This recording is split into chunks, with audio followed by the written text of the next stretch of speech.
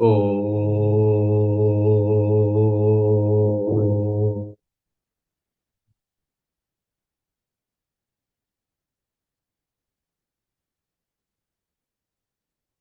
Om.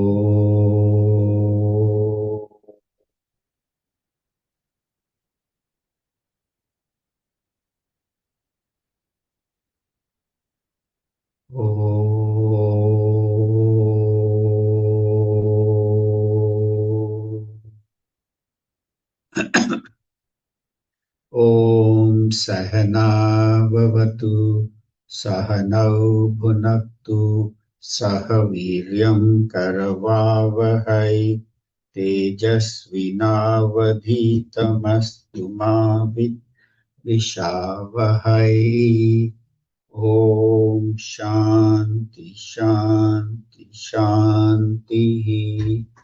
समस्त जन कल्याणे निरतं करुणामयं नमामि चिन्मयं देवं सद्गुरुं ब्रह्मविद्वरं सद्गुरुं ब्रह्मविद्वरम्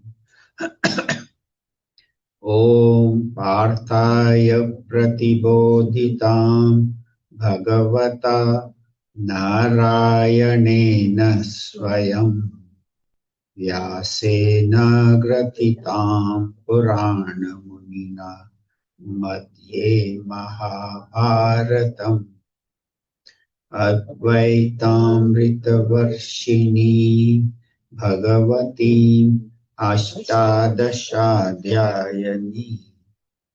अम्ब त्वामनुसन्दधामि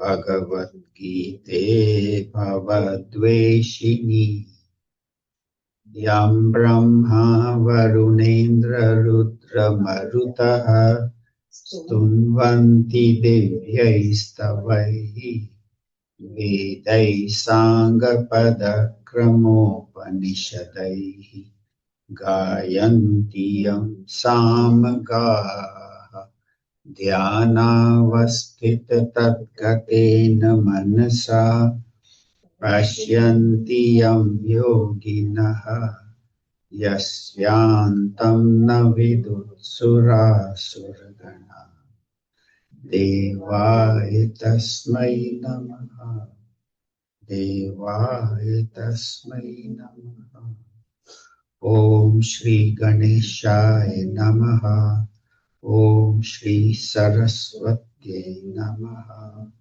ॐ श्री गुरुभ्यो नमः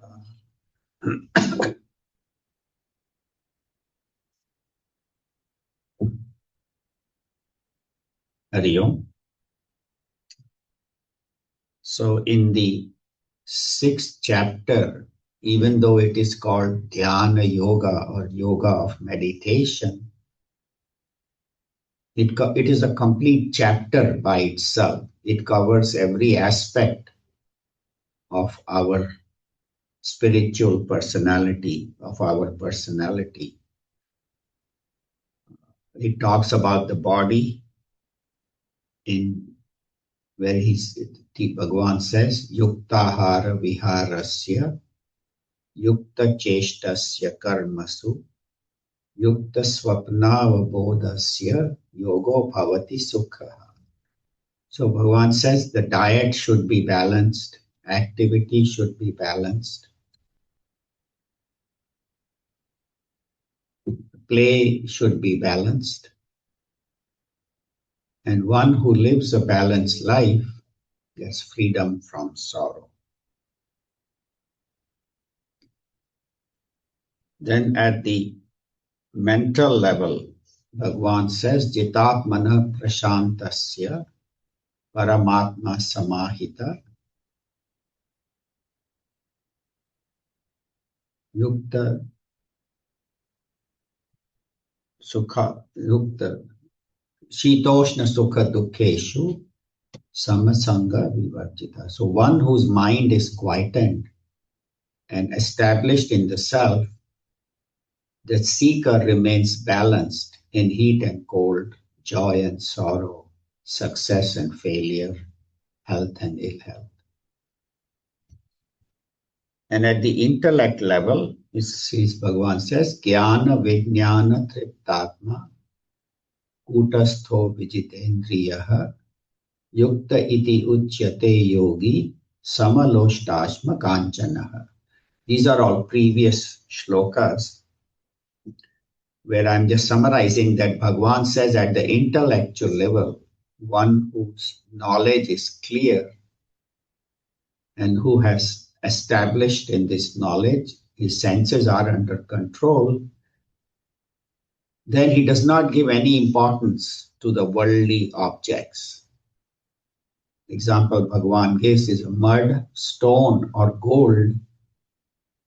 The person has no attachment to any of them. Not that he does not know the difference, but he's not attached to either of those. And so here we see that this whole path of meditation helps at the body level, mind level, intellectual level. And it is the fastest way to dissolve our vasanas, our desires, through meditation. So today in the 26th shloka, Bhagavan will give us a little more guidance about how to meditate. And 27 and 28, he will tell us what is the joy or the benefit of meditation. So we'll do number 26, chapter 6. Yato yato nischarati manaschanchalam astiram tatas tato niyam yetat atmanyeva vasham nayet. Together. Yato yato nischarati manaschanchalam astiram tatas tato niyam yetad atmanyeva vasham nayet. We had covered this shloka even in our meditation in brief, but we'll spend a little more time in the class discovering the same shloka. Yato yato nischarati. From whatever cause the mind gets taken outward, deviated, why the mind is chanchalam astaram. Mind is restless and unsteady. We'll see the difference between the two. So as the mind gets pulled out, mind is restless and unsteady, then from there you should control the mind. Having controlled the mind, bring it back and center it in the self, bring it under the control of the self. What do we mean by control? We'll talk about that. So we know that the moment we sit for meditation, the mind starts running, either into the past, what happened yesterday, day before, last week, or in the future, what will I do after meditation? What breakfast will I eat? What will I do at work? So the mind either runs into the past or into the future or in the present agitations. So why does the mind run? So Bhagavan says mind is chanchala. It is restless. And we know that our mind has hundreds and thousands of thoughts coming one after the other. And then asthiram, it is unsteady. What it means is that the mind will go from meditation to that one thought, but won't stay there. It should at least stay. No, immediately run to the second thought, third thought, fourth thought. So it is restless, it moves around and unsteady.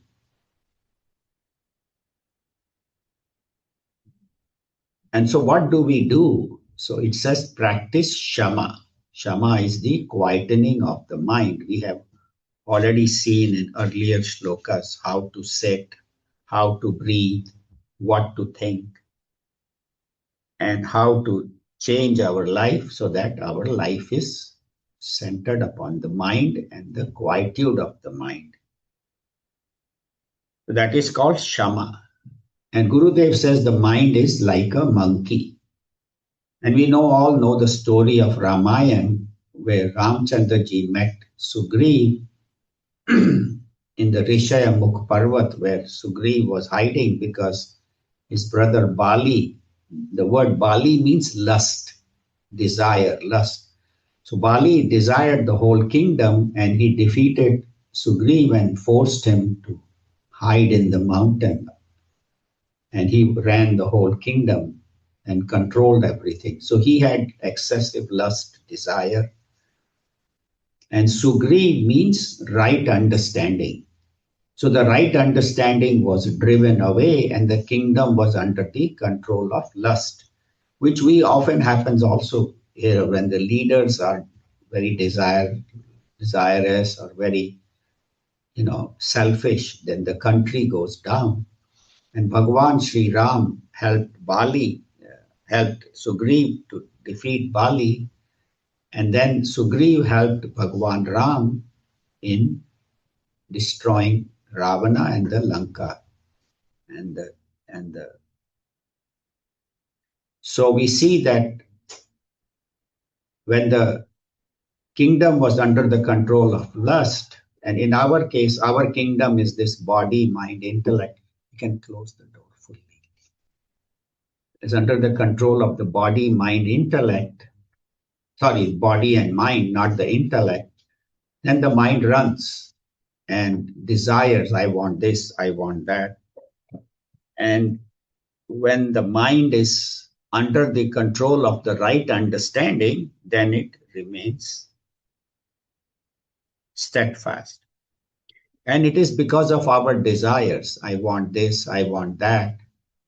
And when we sit for meditation, instead of spending time thinking of God or Brahman, we think about objects. I'm sitting in the temple, in the hall, and my slippers are outside.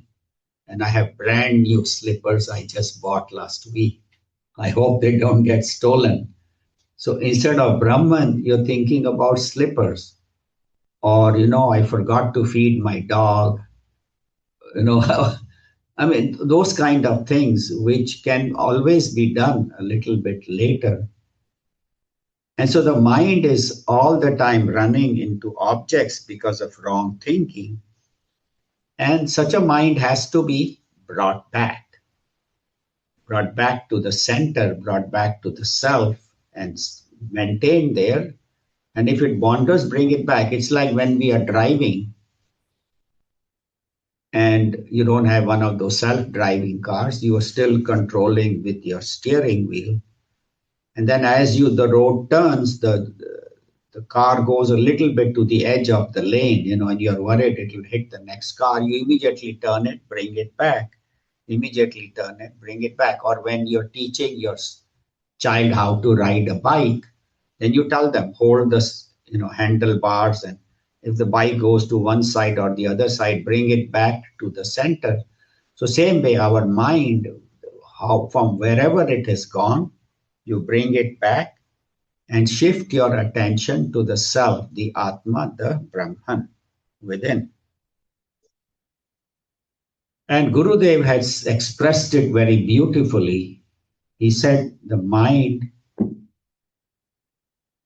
should be quiet, should be still and controlled.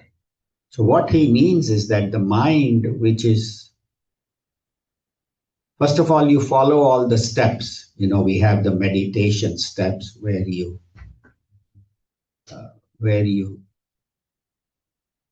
relax your mind, you watch your breath, then you pay attention to each part of the body.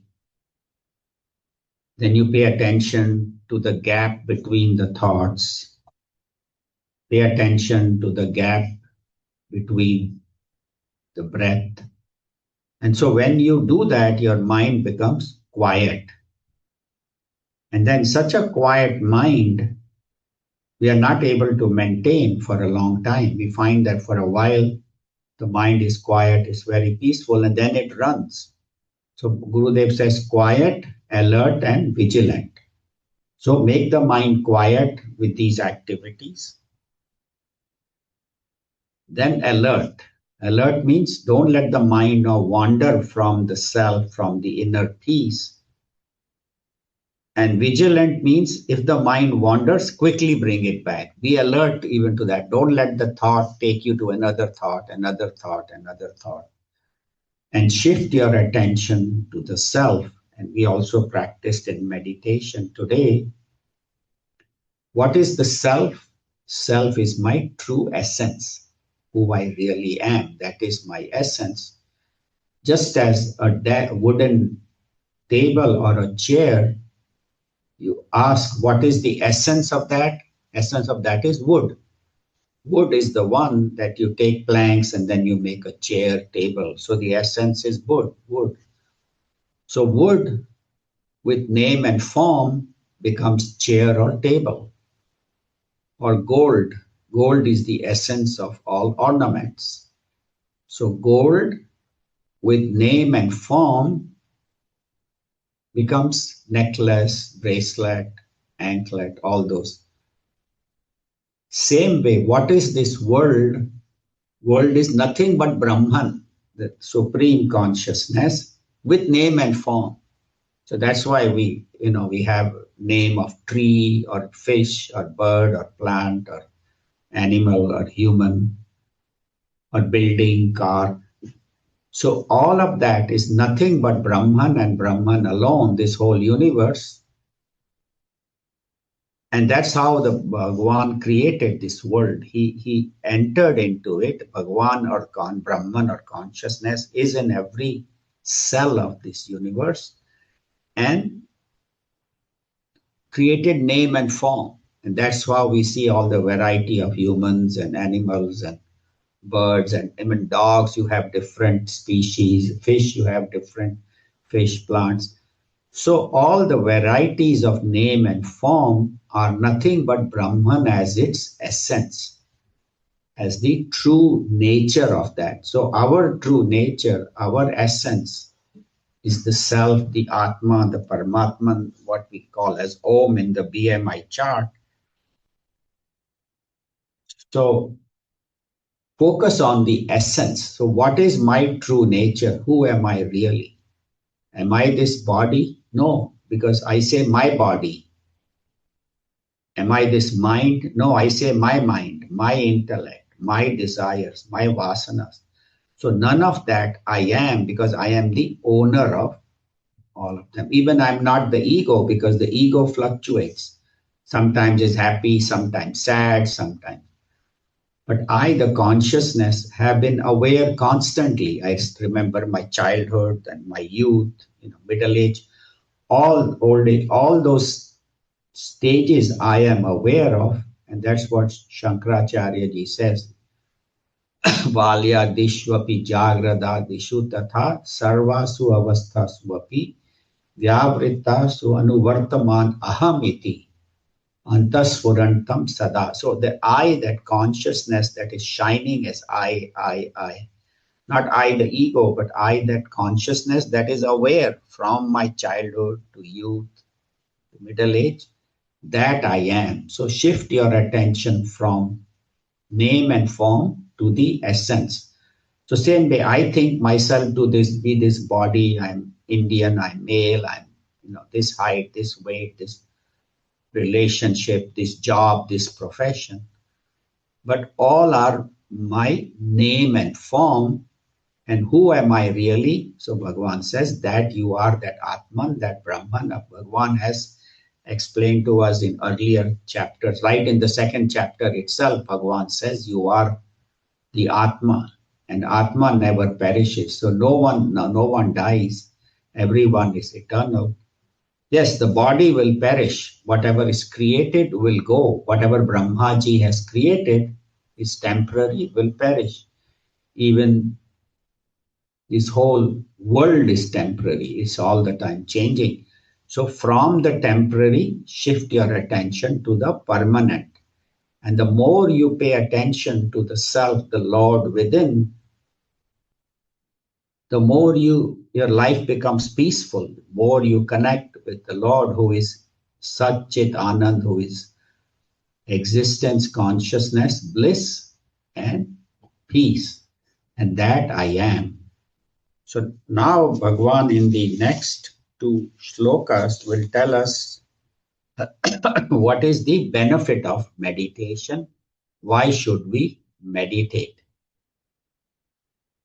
Having already talked in detail about the technique of meditation, the obstacles, like today he talked about the mind wandering.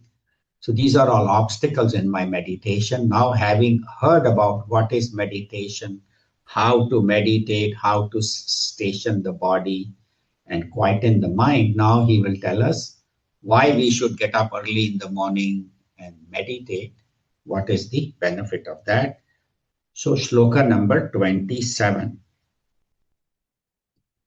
Prashantamanasam yenam Prashantamanaseham yoginam sukhamuttamam yoginam sukham upaiti shantarajasam shantarajasam brahmabhutamakalmasham. Together. Prashantamanasam yenam yoginam sukhamuttamam upaiti shantarajasam brahmabhutamakalmasham. So the important thing is yoginam sukhamuttamam upaiti. The yogi reaches that supreme bliss. Sukham is joy or bliss. Uttamam, the highest bliss. How does he reach? So that's in the first line. The rest of the shloka talks about how we can reach that state of supreme bliss. So it is as prashanta manasam. So make the mind prashant. You know the word shanta means peaceful mind. Prashanta means prakarshena shanta, means completely silent, completely peaceful. So make the mind peaceful. And we have already heard in previous shlokas by watching the breath, relaxing the body, all those, shifting the attention from the world. So with all those steps, the mind becomes peaceful. So that is step number one, to experience sukham uttamam. The second is shanta rajasam. Rajas means agitation. As we know, there are three qualities, sattva, rajas, and tamas. Tamas is laziness. Rajas is activity, but also can be agitation. And sattva is purity, calmness of mind. So most of us spend, of course, in the night we sleep, but in the day, waking hours, we spend most of our time in rajas, in doing this, doing that, going here, going that. And that creates agitations because why am I doing this? To get that, to possess more. I want to become more successful, more rich, more powerful, get a better job. Both two of us are competing for vice president of the company, and I make sure that I backstab the other guy so I can get the job. So that is rajas. Rajas is not only activity. Activity is good, but when the activity becomes excessively selfish, where I will do anything to get what I want, that is harmful. So he says, Shanta Rajasam. So the agitation should become quiet. That is number two. Third is Brahma Bhutam. He becomes Brahman. How can I become Brahman? We'll talk about that. Actually, we cannot become Brahman, but this phrase Bhagwan uses. And fourth is Akalmasham, without sins. So, as we said, the mind becomes peaceful by following the steps and reducing desires. We already talked in the previous shloka. The desires are what agitates my mind. So reduce the desires. I have enough. I don't need to chase after more. Helping others, sharing. So that is reducing desires and quietening the mind. And then be watchful. You will find that the moment your mind becomes quiet, you experience that silence, that inner peace temporarily. So be watchful and let not the mind run into the world of objects, because we all the time are looking outward, Paranchi Khani, it's said in the Upanishad, Paranchi Khani, Vyatranat Swayambhu, Tasmat Paran Pashyati Na Antaratmana. So Brahmaji, the creator, has made the senses to look outward, and we need that to function in the world. We need to see, hear, smell, taste, touch. But then that is the problem. Then the person is all the time looking outside for pleasure, for joy, for success, seeing whatever I can get, whatever I can acquire. So it says turn the attention of the mind and the senses inward. And that is what is meditation.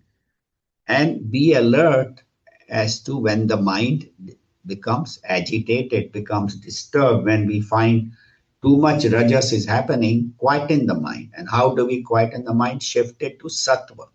And sattva are, spiritual activities. I sit in front of God and I do some puja, or I meditate, or I read some good books, read Bhagavad Gita with Swami Chinmayananda ji's commentary, or groups like this where we can sit and hear and discuss this knowledge.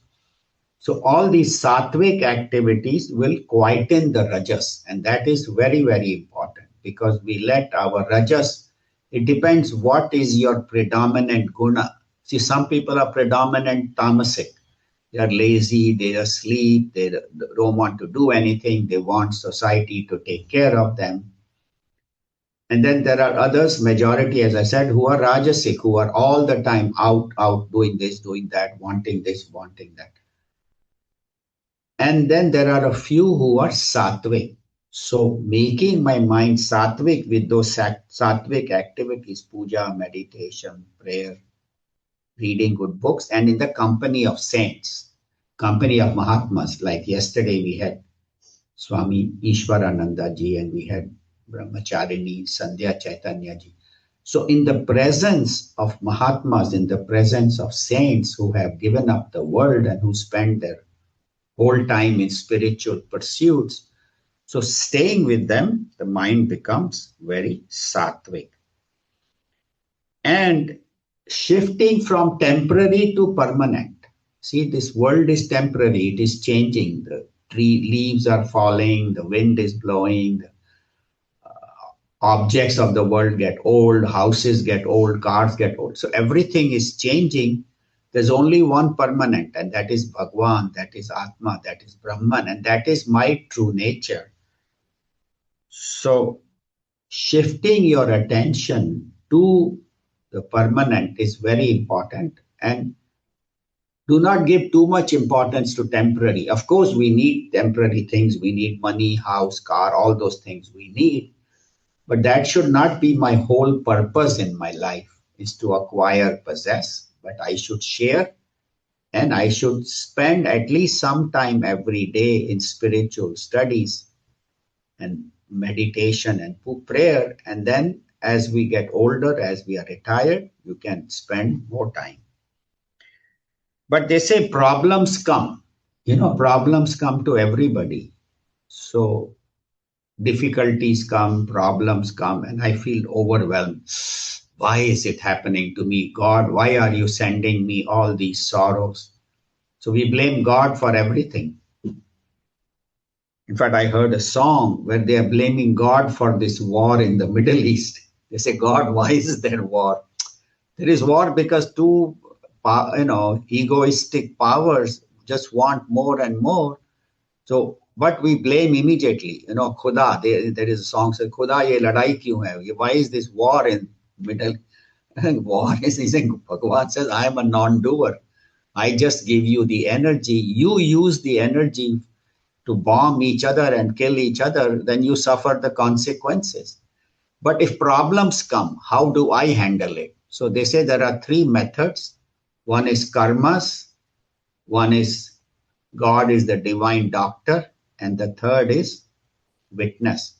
So karma is like something bad is happening to me, or even good is happening to me.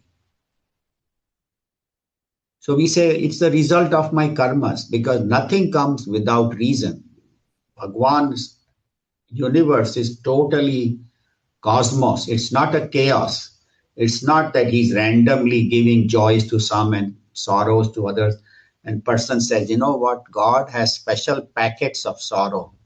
And whenever I get happy, he sends a packet by UPS. It comes to me, and then I suffer. So we have this packet yoga that, and then some guru will say, I'll send you packet of this bhasma. You put it on your forehead, or this powder you dissolve in water and drink.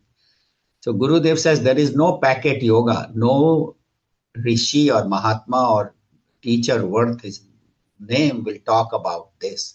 He will say, I'll give you advice, you follow. So anything good or bad happening is result of my karmas. If something bad is happening, it is my fault. And I just bear it without complaint and do good karmas at least when I am here so that my future will be better. So that is the one method to handle problems. Second is see that I am in this hospital of the world and God is the divine doctor. And I am here because I'm suffering.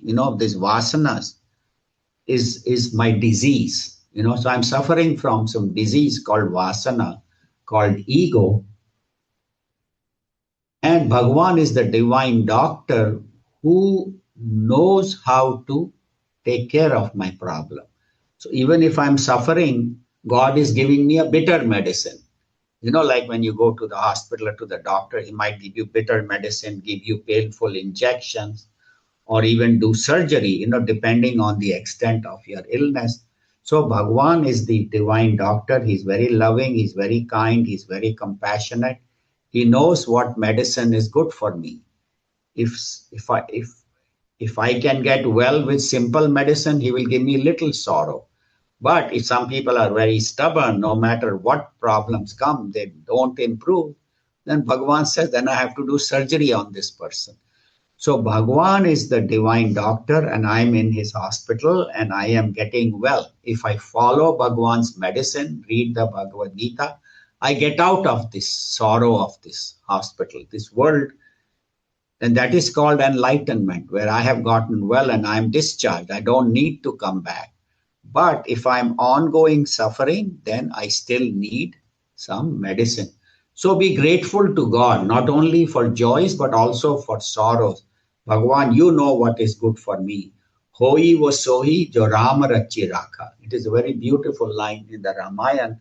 One should just, imprint it on the forehead. Or hoi so, hoi so, so soi, hoi so hoi so, soi. So Rama Rachi Rakha means whatever is happening, Sri Ram is doing it. Bhagwan is doing it. Whatever is happening in the world.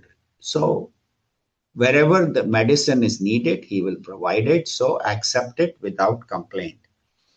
And the third is be a witness. And we have talked about that many times. All these points are on the board. We will see these points on the board. So you can see in number 27, it says be a witness. And we see, so it is also on your phone. If you go to the Gita class app, WhatsApp, it is there. So it says that be a witness and watch and say, okay, the sorrow is coming, will go. Joy is coming, will also go. But I am not the body, mind, intellect. The sorrows belong to the body, the mind, the intellect. I am the Atma, the self. And in my presence, this everything is happening. So pay attention to that. So pay attention to the witness and just work in the world, play a role, play a part that you are playing, and that is my true self.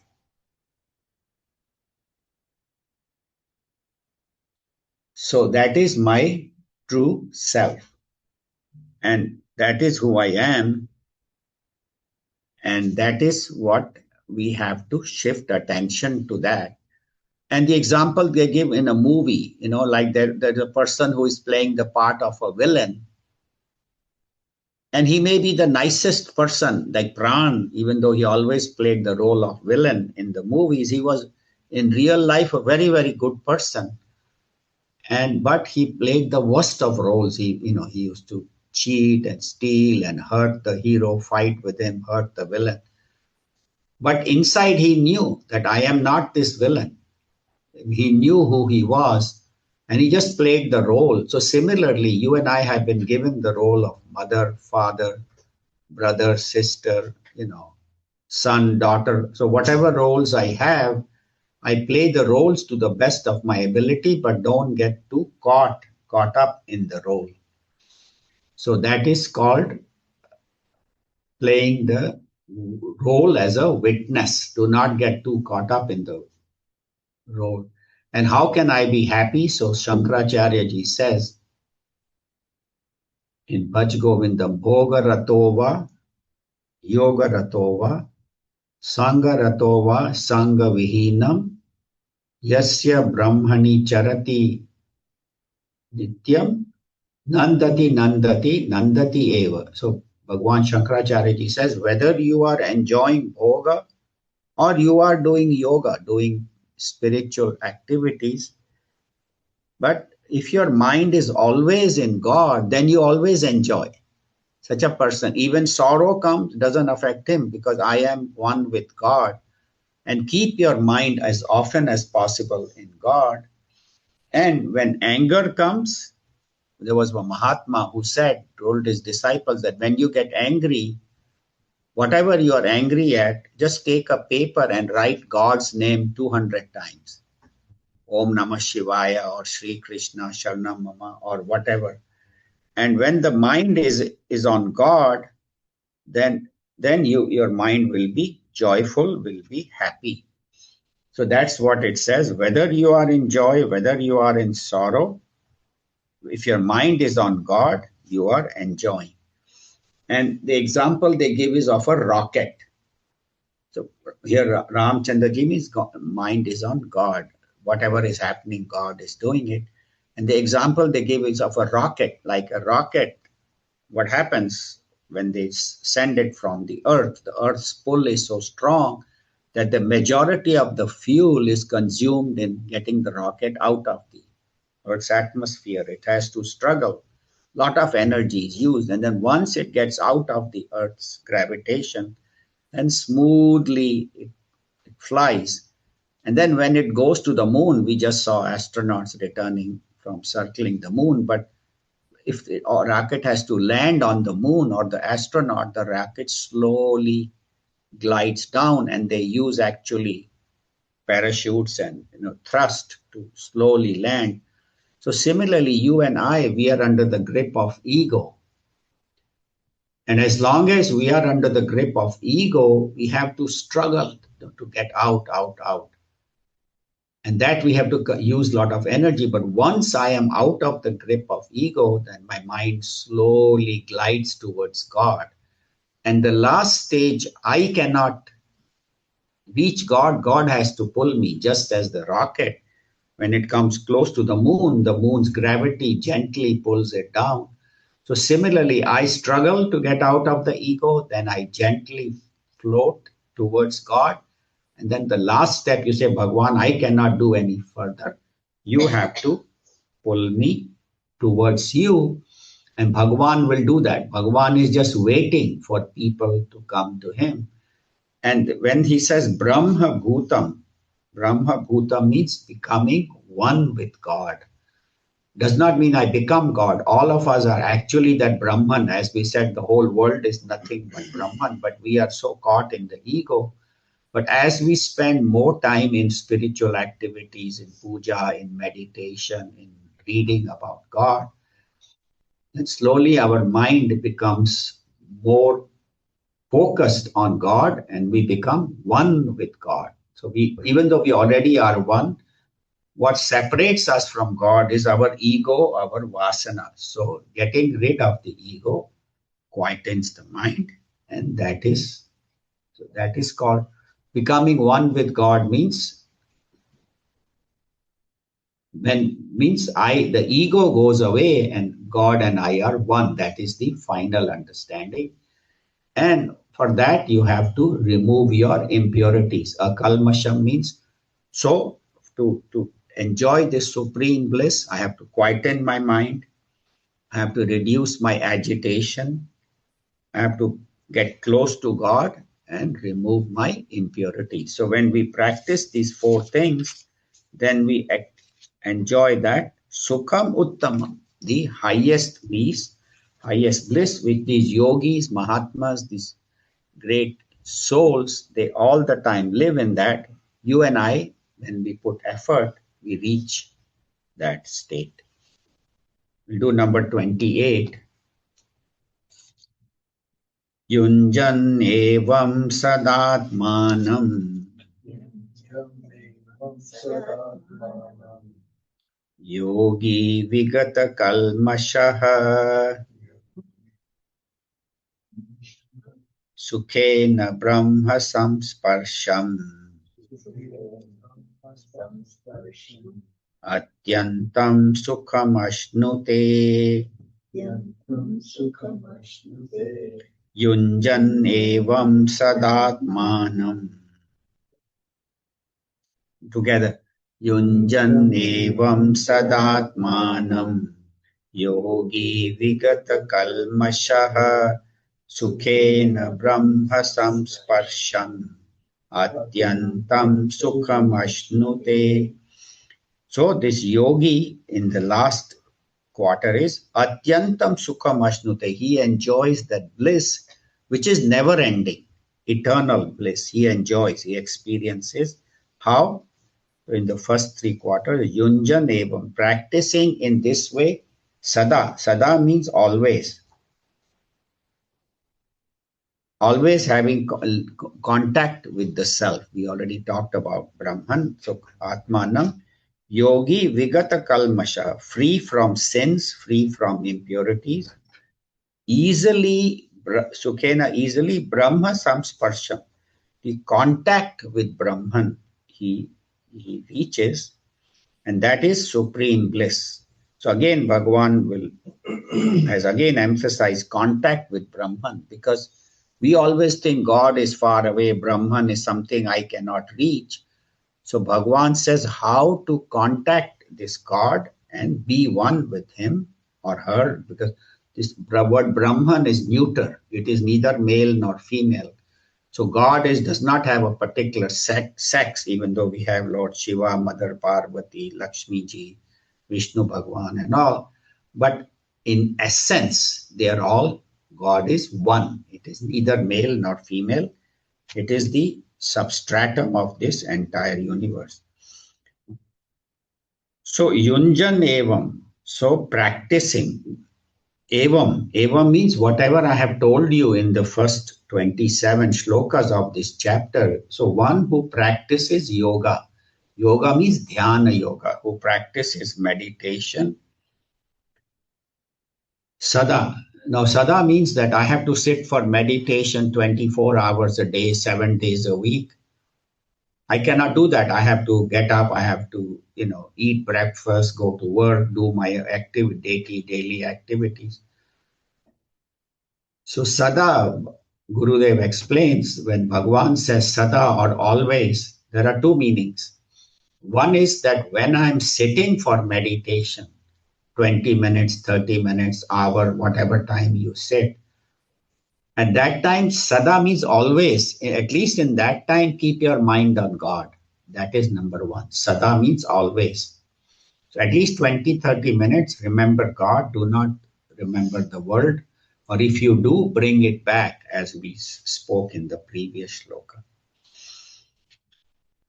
Then sada also means that throughout the day, whenever you have an opportunity, remember God as often as you can. When you see a flower, a tree, see a child smile, see the sunrise, the sunset, you go for a walk, there's a gentle breeze, there's a moon in the sky.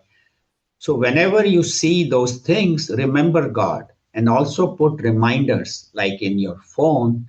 You can put God's picture. You can Bhagwan Sri Krishna, Lord Shiva, whoever, your Ishta Devta, and then every 2 or 3 months change the picture. Otherwise, your mind gets used to it. You don't think about God, you just open the phone and go on.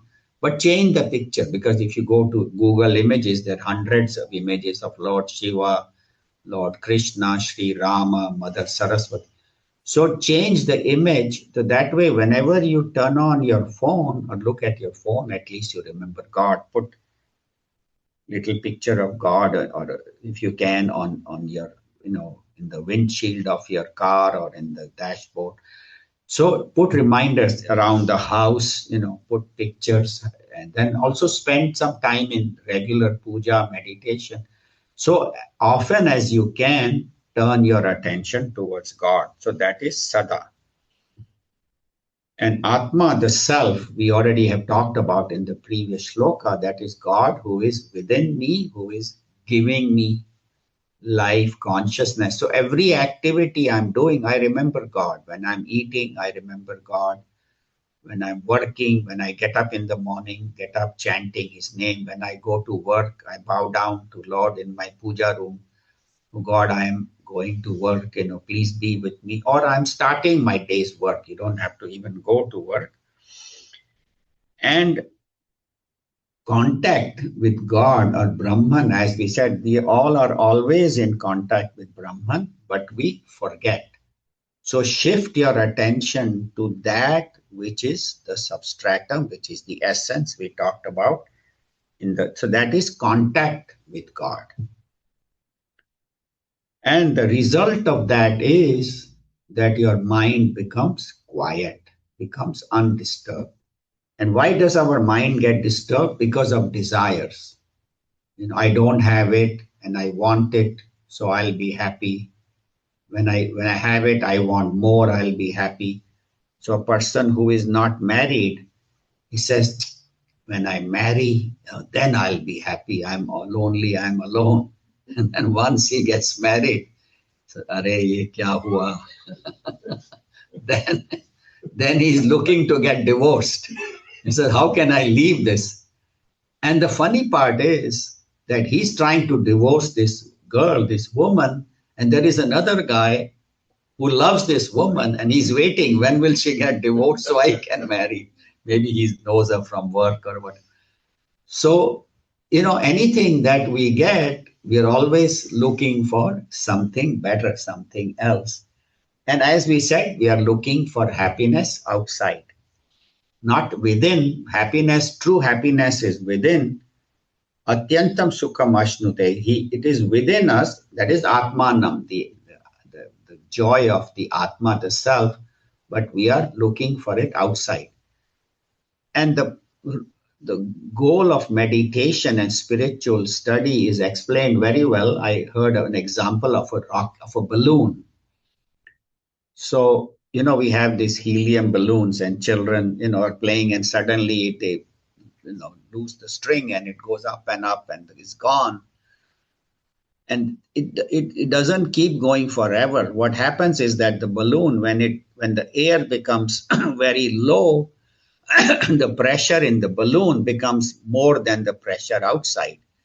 And then because of that inner pressure, the balloon ruptures. And the rubber falls back to the earth, and the space in the balloon merges with the total space. Even though it was one space, but there was this division of the balloon. So same way you and I, in our spiritual journey, as we progress further and further, as we progress, our ego gets less and our energy increases more than what. So then with that energy, our mind ruptures, our ego ruptures. Ruptures doesn't mean your mind is gone and you become a dumb, no, not like that.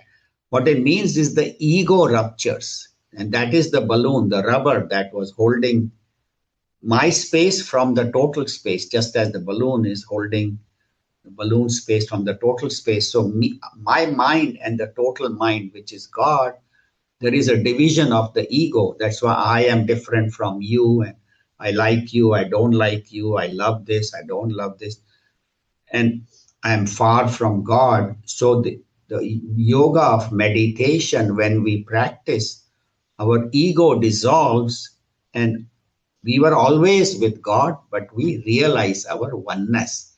So the balloon example is very good. Whenever you think God is far away, and and then you experience that I am that consciousness I really am. But what holds us back is our possessions. How can I let go of this? How can I let go of that? So things, possessions, or people, or job, or situation, all those things hold us back, you know. And we cannot surrender all that to reach God. Surrender does not mean you give everything up and put on orange clothes. I mean, some people do that, but the majority of us, we have to live in the world, but don't be of the world. Do not be too much attached to things of the world, attached to God. That is actually our message for children also in the hall, in the assembly. So the example I heard is about the bird, like there is a bird, baby bird who is just born and holding on to the branch. He doesn't want to let go. And the mother is flying back and forth to show him, look, I am flying, you can also fly. And the bird is too scared to leave the branch, even though he can fly in, but he's too scared. And then sometimes the mother has to come and push him or even poke him with her beak. And then the bird gets scared and he leaves. And then he realizes, oh, I can fly freely. And then he's happy. Then he's following the mother and chasing her and, getting worms. So same way, you and I are so attached to our things. It could be possessions, be people, could be jobs, situations, that we do not attach to God. So Gurudev used to say, detach from the world and attach to God. And once you do that, once you give up your worldly attachments and dedicate all your activities to God, it doesn't mean you have to stop working and not go to work. Whatever I'm doing I'm doing it for God. If I'm dealing with clients at business, that I see God in them. If I'm dealing with patients, I see God in them. If I'm dealing with my family, with my neighbors, with my friends, God is in everything. So dedicating all activities to God, that's why these Swamis, all they chant, Brahmarpanam, Brahma. So that whatever I'm eating is God, the one who prepared is God, the one who grew this grain is God. And when I eat, I nourish God, who is the digestive fire. So seeing God in all activities, dedicating all activities to God, slowly reduces my dependence upon the world. And then I can fly. Once I become one with that, then nothing holds me back. So that is and of course, efforts are required.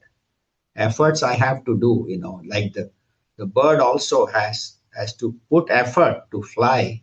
But then once he realizes he can fly, then he can go anywhere. So you and I can reach God, but we are holding on too much to our things. And the example they give is of the river. Just as a river, when she is flowing towards the ocean, it could be River Nile, it could be Ganga, could be Brahmaputra, could be Mississippi. And it's flowing and it goes through all obstacles and problems because her goal is to go to the ocean. And once the river merges with the ocean, then there is no Nile, no Brahmaputra, no Ganga, no Mississippi. It's all one big ocean.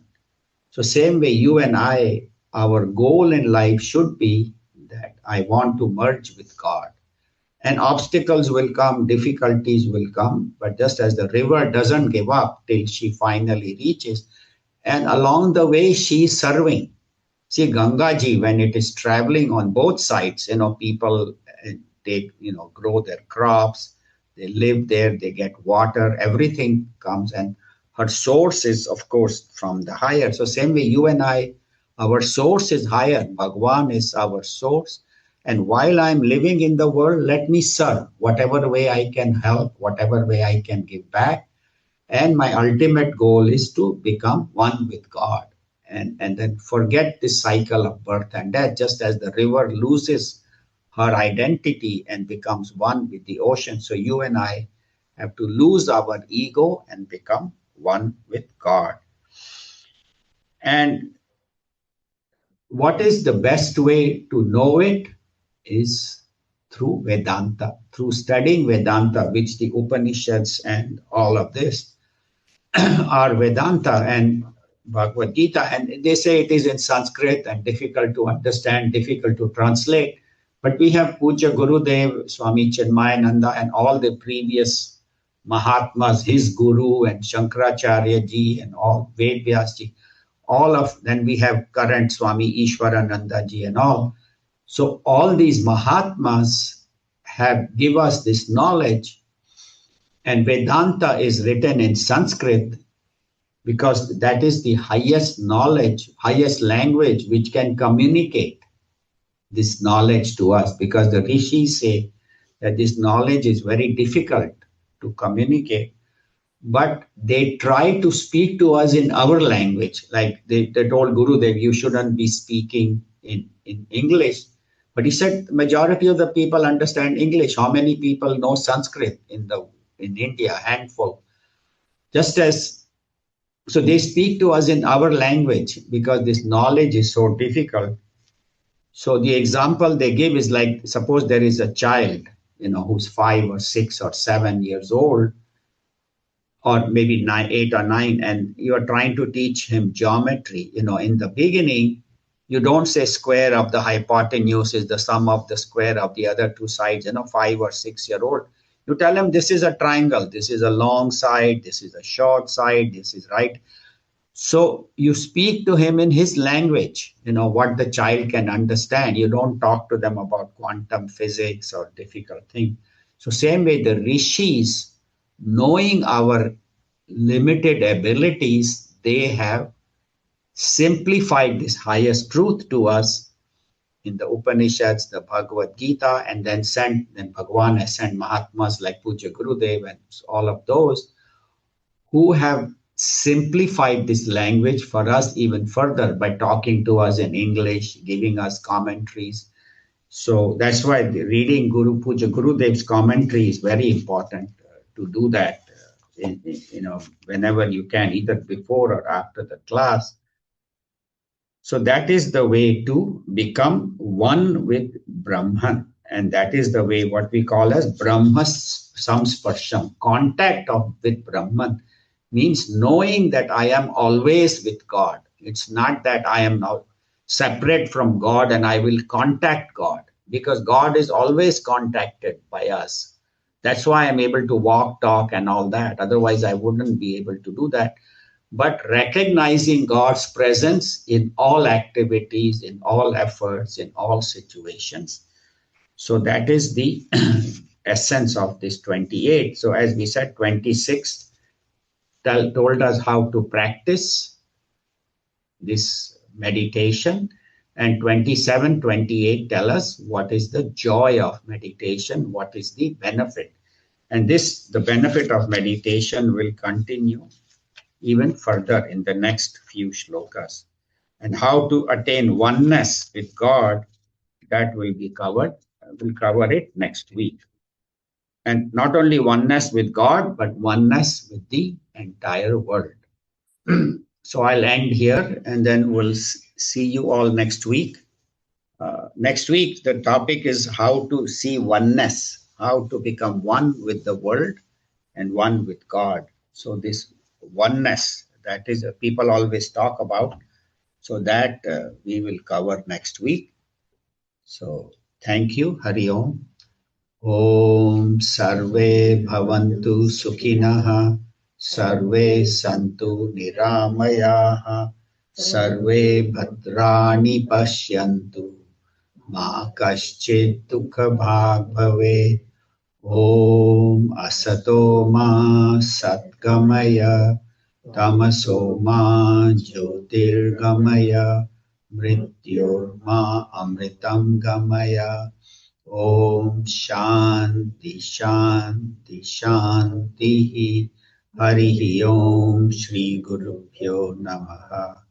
Harihi Om.